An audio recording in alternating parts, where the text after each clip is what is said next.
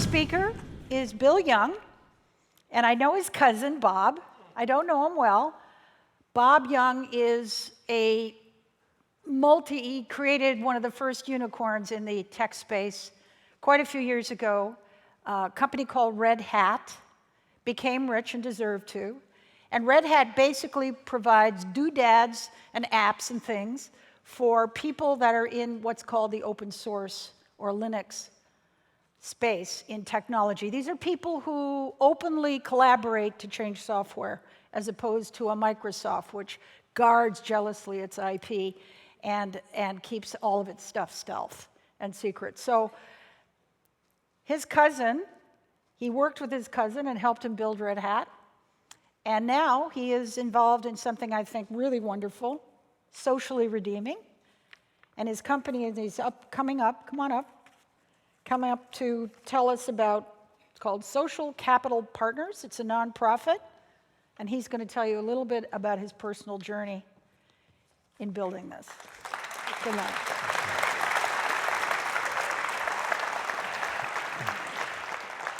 Well, thank you for that introduction. And I begin every speech I make with the same joke. And this was a conversation I had with my then 5-year-old daughter, Sarah, who is now 19, so you can see how long I've been milking this. And I came down to the breakfast table, and I was all dressed up, which I'm not normally sort of putting on suit jackets and things like that. And Sarah says, "Daddy, why are you all dressed up today?" And I said, "Sarah, it's because I'm giving a speech." And she said, "Well, Daddy, why do you have to dress up to give a speech?" I had to think about that for a second. Why do I have to dress up? I said, "Well, Sarah, it's the polite thing to do, and I think people will pay more attention to me if I'm all dressed up." And Sarah had to think about that and really wanted the speech to go well. So she passed me on a tip. She said, "Daddy, I think people pay more attention to you if you're bare naked." So if I see any of you nodding off, I know just what to do. So I am talking about the theme of this is disruption in finance, and what could be more disruptive than trying to think about how finance can be used as a tool for good. That, if anything, sounds like an oxymoron. And the way I'm going to do it, I could have talked about sort of definitional things like what's impact investment and social finance and blended value that are sort of terminology to show how you do this. But instead, I thought I'd take you through the evolution of one of our products, a community employment loan program, and how we've tried to scale that, which I think hopefully will bring alive to you this idea of how you can combine, if you like, market forces and doing good. So I will take you through a case study as opposed to any kind of definitional terminology. But first, a word about me. I was one of these lucky people who happened to invest in Red Hat and happened to have a few other things go right. So happened to be in the right place in the right time in the private sector. And all of a sudden, I had more money than my family was ever going to need. And I thought, boy, the wheel of fortune has spun awfully well for me. And it sure doesn't spin well for everyone. How can I take my business experience and leverage it in a way that does good? And it seemed to me that as a society, we need to figure out more sustainable ways to solve our structural social challenges and marry market forces and doing good. And so formed Social Capital Partners. It's a nonprofit, and we've been about this idea of, okay, let's pick a particular social challenge, like how do you find meaningful employment for people who face employment barriers, single moms, new immigrants, at-risk youth, et cetera, and do it in a much more sustainable way. We're in phase 3 of that journey, and as I say, I'm going to take you through sort of these case study and not tell you really all that much about our journey, but I'll touch on various parts of that journey and then highlight on this particular loan product and how we're trying to scale that. So phase 1 of this journey was our social enterprise phase. We acted as a social venture capital organization where we were going to invest and help grow companies, but our first filter was at least 50% of the employees had to come from a disadvantaged population. We were looking for good management teams, everything else that you'd want to see, what's your product service, 5-year cash flows, who's your competition, because we want these businesses to be profitable, but we wouldn't do it unless 50% of the employees were from a disadvantaged population. I don't have time to go into this in terms of the speech, but just to give you an idea of the types of organizations we work with. Property management company in Vancouver that employs women who are victims of violence, a renovation company in Winnipeg that employs urban aboriginals from the inner city neighborhoods of Winnipeg, a bicycle courier company here in Toronto that hires directly from youth shelters, and 18 thrift stores in Montreal that hire right off the social assistance rolls. Those companies were managed by people who had the requisite industry experience. Those companies today are all profitable and employ 500 or 600 people who face employment barriers. So that was our first phase, and I wish I could tell you more about them because the social enterprise phase was wonderful, and all those companies have wonderfully interesting stories. But we stepped back and realized, as wonderful as social enterprise was, what we were doing was seen as an anomaly. This was sort of something outside the economic mainstream. We were an interesting magazine article. But we said to ourselves, okay, how do we change the mainstream? How do we get involved with the economic mainstream? And we said, if we're going to do that, we got to do two things. One, we got to engage the private sector in this. And two, we got to make this more cookie cutter, because startups are hard, and startups are even arguably harder with that model. So with that idea, we said, private sector cookie cutter, well, what about franchising? Why don't we go to established successful franchise operations with this idea, that we'd provide startup capital to a business owner in the form of a subordinate debt loan. And we'd do it at attractive rates. But to get our money, we said, you've got to implement a community hiring program. You've got to hire a fixed number of your employees through these community service agencies we work with. But we knew that would get the antenna of business owners up, saying, who are you going to make me hire? What are they going to do to our business? So we said, but our promise back to you, the business owner, is we'll get you a job-ready pool of candidates to choose from. We said, if we don't deliver on that promise, you don't have to deliver on your promise to hire the fixed number. And we said, you're the sole judge. All you got to do is do it once. You can opt out at any time after that. We joke now, so we guaranteed our product. We joke now, we had no idea if we could guarantee our product and be successful at it, but we thought, let's make it look like we know what we're doing.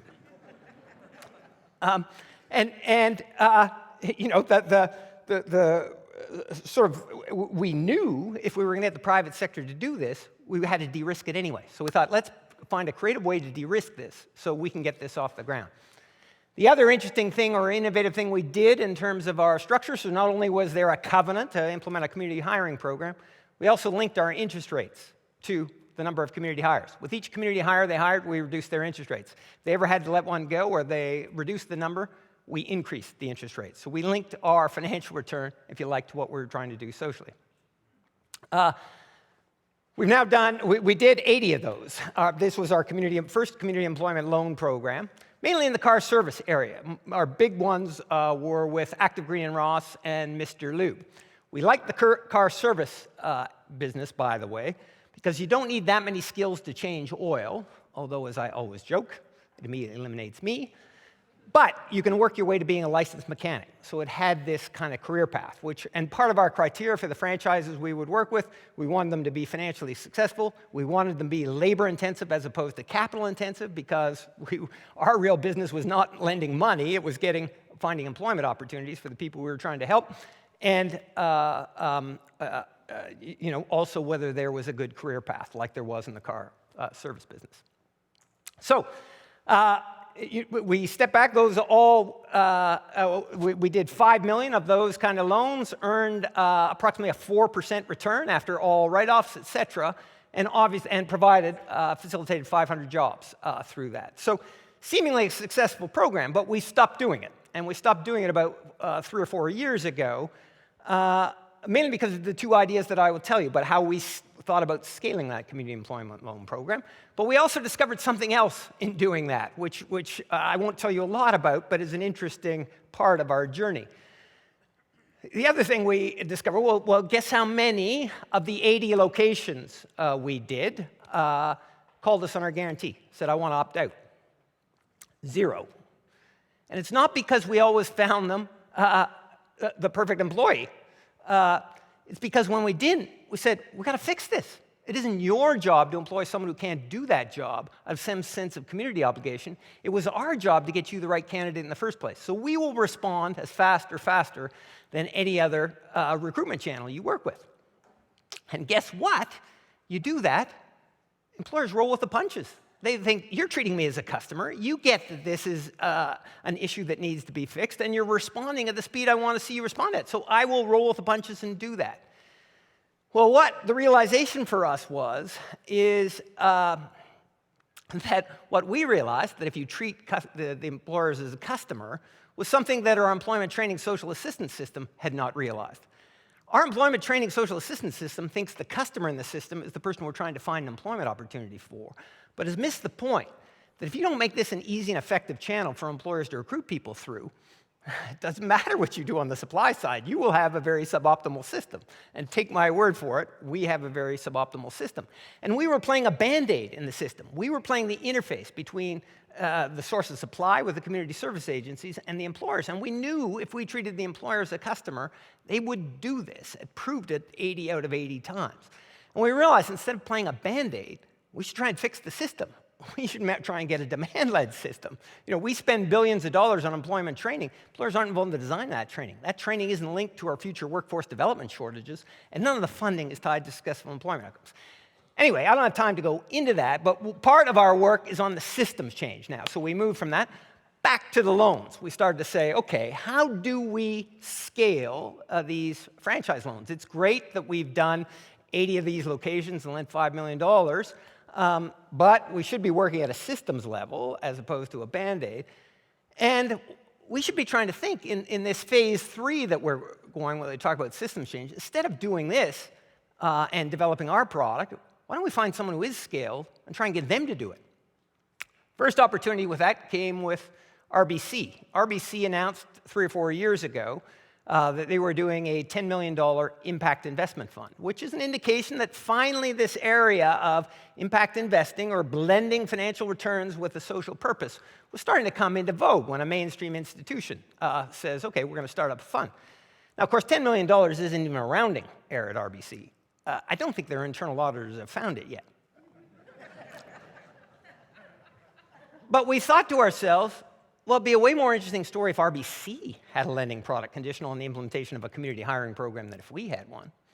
Way more interesting if RBC actually tied their interest rates to a social outcome than if we did. And we thought, okay, we got to get them to invest in our loan portfolio, which we did, and they invested $700,000 into the loan portfolio, and they will make a 3 or 4% return on that after it's all, comes to fruition. But we said we actually didn't have any interest in their money because our goal was to use it as a Trojan horse.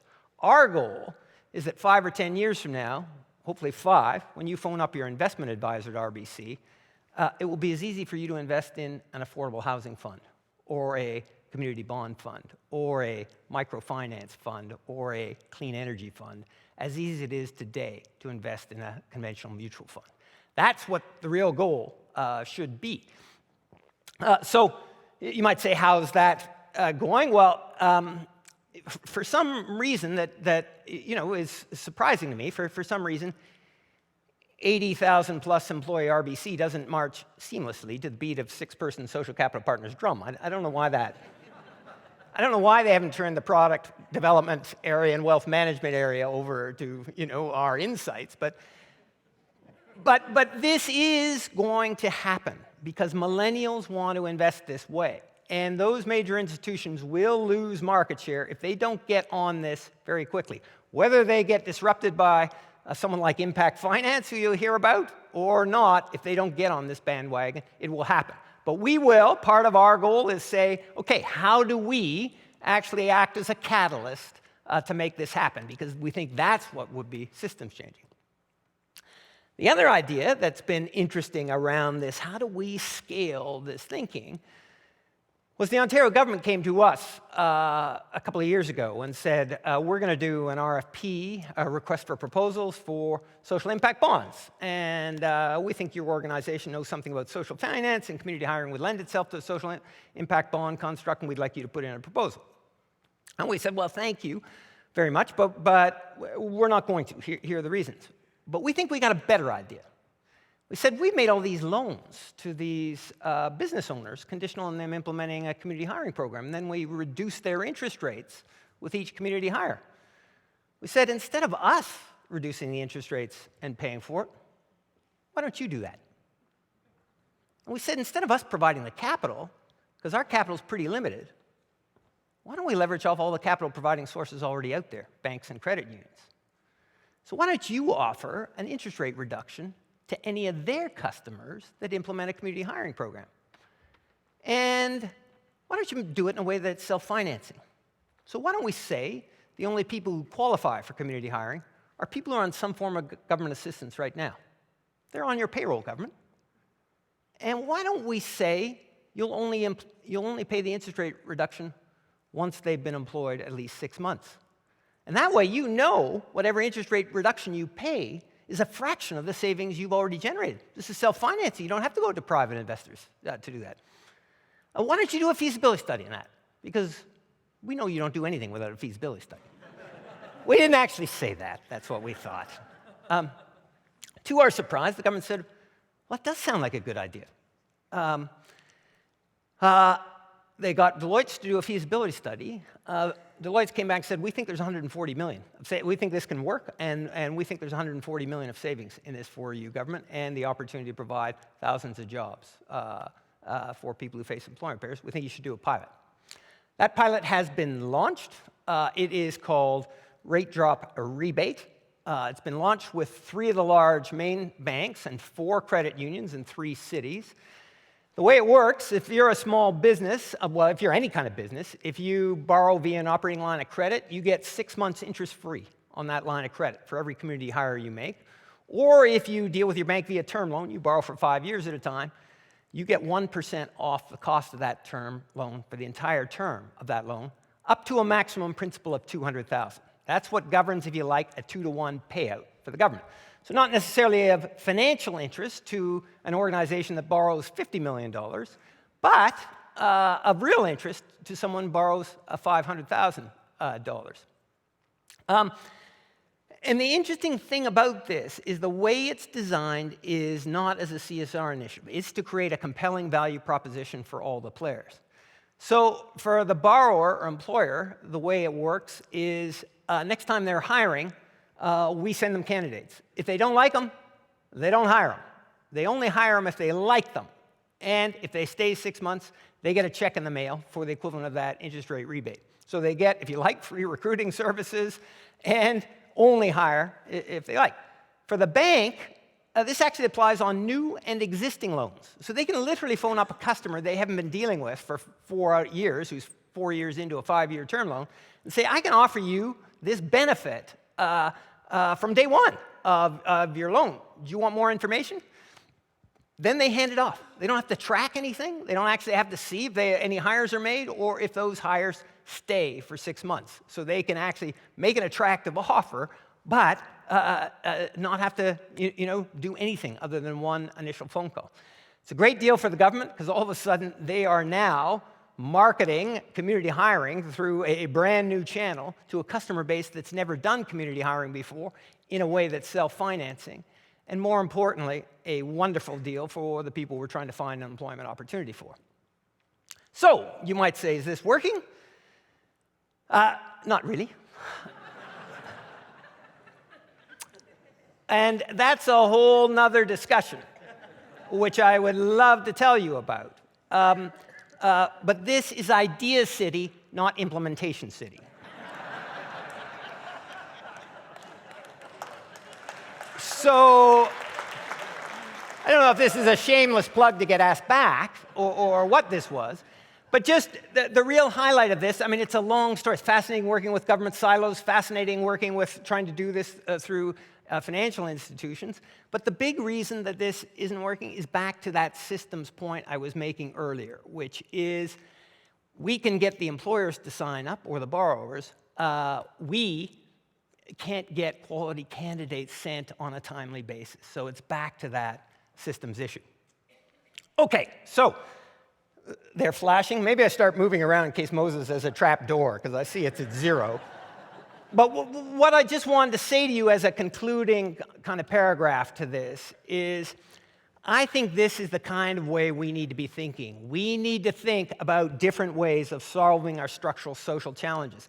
I think this is a great way for governments to think about efficiency differently. So often we think efficiency is cost cutting or getting more productivity out of existing resources.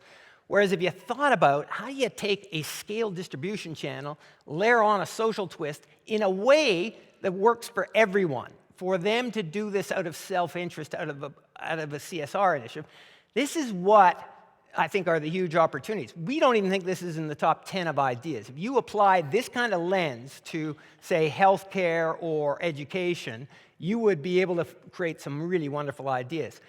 And why don't I leave it there, since I see it flashing as 0, and I better get out of here. So, but the last thing I should say to you, this was the last joke I had, so the best thing about this speech is I got all my clothes on.